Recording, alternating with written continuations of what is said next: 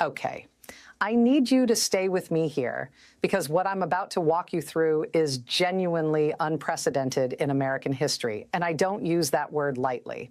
I've said it before about things that turned out to be significant but manageable. This is different.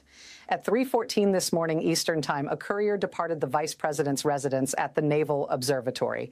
The courier was carrying two sealed envelopes, one destined for the Speaker of the House, the other for the President pro tempore of the Senate.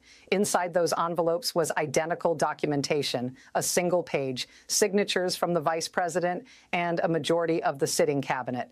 And that document stated, in the formal language required by the Constitution, that the President of the United States is unable to discharge the powers and duties of the office. If you're just joining us right now, hit subscribe immediately. This is not a drill.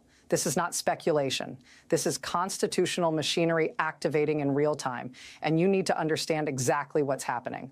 Section 4 of the 25th Amendment has been invoked for the first time ever. But here's the thing. Here's where this goes from constitutional procedure into genuine crisis. The president is not accepting it. The president is not stepping aside. The president is, according to multiple sources inside the White House, physically barricaded in the residence, directing Secret Service to prevent the vice president from entering the grounds, and publicly declaring that what has happened is not a constitutional action, but an unlawful coup against a sitting president. Which means right now, at this moment, the United States of America has two people claiming to be commander-in-chief, two people issuing orders, two people asserting the authority of the presidency. And caught directly in the middle of that contradiction is the entire apparatus of American government, starting with the people who control the nuclear arsenal. All right. Before we go any further, we need to establish exactly what Section 4 of the 25th Amendment actually says and does, because there's a lot of confusion about this, and the confusion matters. The confusion is part of what's creating the crisis.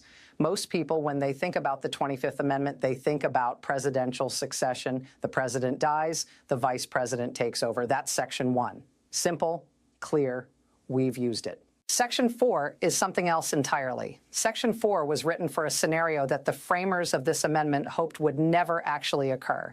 It was designed for the moment when a president is alive, is conscious, is asserting his authority, but the people closest to him, the vice president and the cabinet, have concluded that he cannot or should not continue to wield presidential power. Maybe he's had a stroke and can't communicate. Maybe he's undergone surgery and is incapacitated.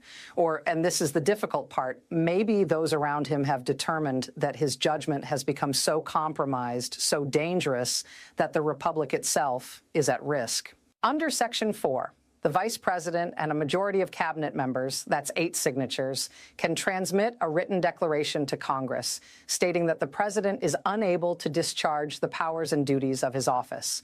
The moment, the instant, that declaration is received by congressional leadership, presidential power transfers to the vice president, not after a vote, not after a hearing, not after judicial review. Immediately, like flipping a circuit breaker. That transfer occurred at 3:14 a.m. this morning.